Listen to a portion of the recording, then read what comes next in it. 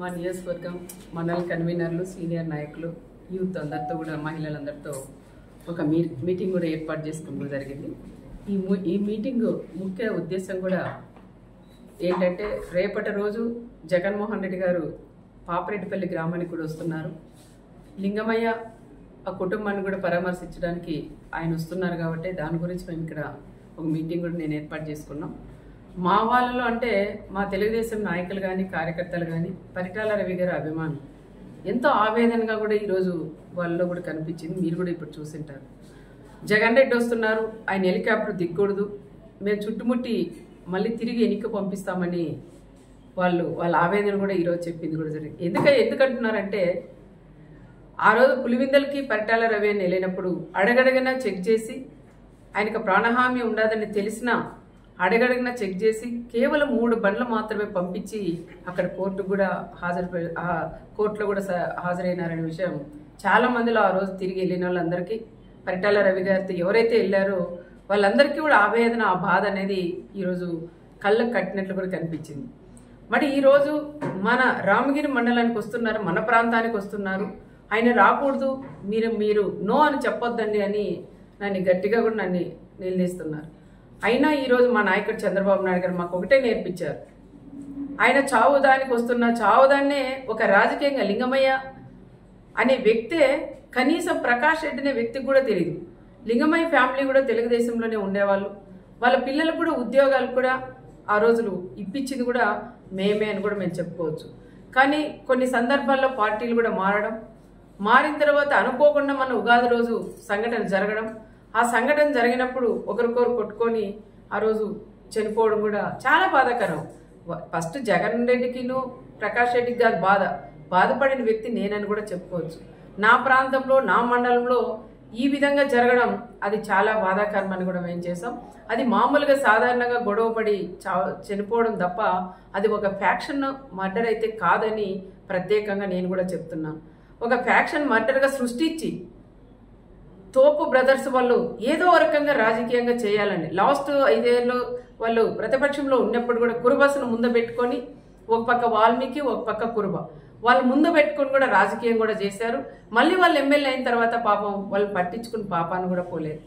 మళ్ళీ ఈరోజు వాళ్ళు ప్రతిపక్షంలో ఉన్నారు కాబట్టి వాళ్ళకి దొరక 9 నెలల తర్వాత ఆయన లింగమయ్య చనిపోయాడు కాబట్టి ఆ లింగమయ్యని ఒక రాజకీయంగా వాడుకొని ప్రకాష్ రెడ్డికి కూడా ఆయన జగన్ రెడ్డికి కూడా పరిటాల కుటుంబం వాళ్ళు ఈ విధంగా చంపారు, ఒక ఫ్యాక్షన్ మర్డర్ అని చెప్పి ఈరోజు ఆయన్ని ఇక్కడ తీసుకొని రావడం అది ఎంతవరకు సహజమని కూడా కనుక్కోవాలి. ఒకసారి జిల్లాలో ఉండే మాజీ ఎమ్మెల్యేలు అందరూ ఉన్నారు, మాజీ మంత్రులు ఉన్నారు, మా కుటుంబం గురించి కూడా అందరికీ కూడా తెలుసు. కానీ ఈరోజు ఆయన్ని వీళ్ళు వచ్చేదానికి ధైర్యం లేక, ప్రకాష్ రెడ్డి వాళ్ళు వచ్చేదానికి కూడా ధైర్యం లేక ఈరోజు ఆయన్ని పిలిపియడం అది ఎంతవరకు ఒక్కసారి కనుక్కోవాలా. ఆయన జగన్ రెడ్డి కూడా తెలుసుకోవాలా అది ఫ్యాక్షన్ మర్డరా మామూలుగా జరిగిన మర్డరా, ఇది ప్రకాష్ రెడ్డి ఏమైనా రాజకీయంగా వాడుకుంటున్నారనే విషయాలు వాళ్ళు కూడా తెలుసుకునే బాధ్యత ఒక మాజీ సీఎం గారికి కూడా ఉంటుంది.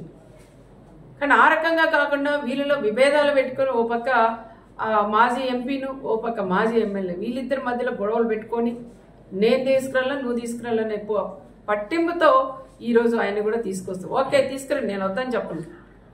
తీసుకొచ్చిన తర్వాత పాపరెడ్డిపల్లికి వచ్చిన తర్వాత కనీసం ఆ కుటుంబాన్ని పరామర్శించి రెచ్చగొట్టి మాట్లాడుకోకుండా ఆ కుటుంబానికి కూడా న్యాయం చేసి వెళ్ళమని నేను మాజీ సీఎం గారికి కూడా చెప్తున్నాం. మా బీసీల నియోజకవర్గం మాది, మరి మీరు బీసీలను అడ్డం పెట్టుకుని రాజకీయం చేస్తున్నారు మీ ప్రకాష్ రెడ్డి వాళ్ళు. మరి రాప్తాన్ నియోజకవర్గం ఎల్లుండి వచ్చి రేపు వచ్చినప్పుడు నువ్వు కూడా ఒక బీసీకి ఇన్ఛార్జ్ ఇచ్చి కూడా పోవాలని ప్రత్యేకంగా నేను జగన్ రెడ్డిని కూడా నేను కోరుకుంటున్నా. నాకన్నా ఎక్కువ ఈ ప్రాంతంలో ఉండే ప్రజలందరూ కూడా అదే కోరుకుంటున్నారు. మా మంత్రి గారు కూడా మాట్లాడినారు, నీకు అంతగా బీసీల మీద నీకు ప్రేమే ఉంటే మరి నువ్వు వస్తావు ఈ నియోజకవర్గానికి వచ్చినప్పుడు ఈ ప్రాంతానికి వచ్చినప్పుడు నీకు దమ్ము ధైర్యం ఉంటే రేపు ఒక బీసీని అభ్యర్థిగా నువ్వు ప్రకటించగలవా అని నేను కూడా జగన్ కూడా నేను అడుగుతున్నాం.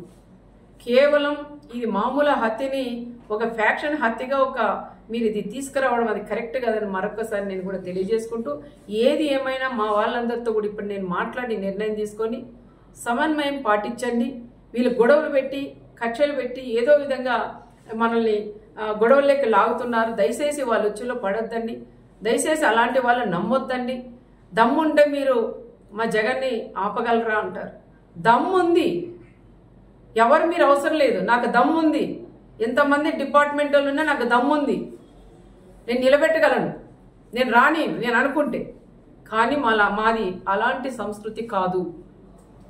మేము రమ్మనే ఆహ్వానిస్తున్నాం. వచ్చి ఆ కుటుంబాన్ని పరామర్శించి రెచ్చగొట్టి మాట్లాడుకోకుండా ఆ కుటుంబానికి కూడా సహాయం చేసుకోమని మేము కూడా చెప్తున్నాం.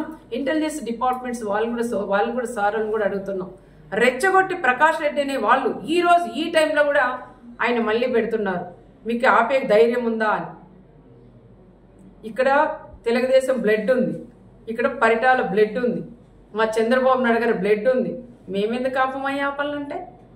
నువ్వు రెచ్చగొట్టి నువ్వు ఆపండి, ఇది మళ్ళీ రాజకీయం చేసి ఇంకా 100 రోజులు 5 ఏళ్ళు దీన్నే రాజకీయం, మా జగన్ వస్తుంటే ఆపారు, జగన్ వస్తుంటే ఆపారు అని చెప్పుకోవడం కోసమే నువ్వు రెచ్చగొడుతున్న విషయం ప్రతి ఒక్కరికి కూడా తెలుసు. దయచేసి ఎవరైనా సరే వాళ్ళు ఎన్ని రెచ్చగొట్టినా దానిలోకి ఎవరు కూడా మీరు పోకోకుండా రేపు సమన్వయం పాటించి ఆయన వస్తాడు పోతాడు. దయచేసి ఎవరు కూడా అల్లర్లేక కానీ ఎవరింట్లో వాళ్ళు ఉండమని వాళ్ళని కోరడానికే మా కార్యకర్తలు మా లీడర్లందరినీ కూడా నేను ఇక్కడ పిలిపించాను. వాళ్ళతో కూడా మాట్లాడి వాళ్ళకు కూడా అదే విషయం నేను చెప్పాలనే ఈరోజు నేను అందరినీ కూడా ఆహ్వానించాను. అది కూడా నేను చెప్తాను. రేపు వస్తాడు, ఆయన పోతాడు. దాని గురించి ఎవరు కూడా మాట్లాడొద్దండి. ఏ చిన్న గొడవ వద్దని చెప్తున్నాం. మా వాళ్ళ రిక్వెస్ట్ ఏమంటే తప్పకుండా వాళ్ళు 4-5 బళ్ళలే రావాలా, కాన్వాయ్లతో కూడా రాకూడదు. అదేవిధంగా ఎవరైతే మన పార్టీ లీడర్లు వాళ్ళ కార్యకర్తలు ఇల్లు ఉంటాయో అక్కడ వాళ్ళ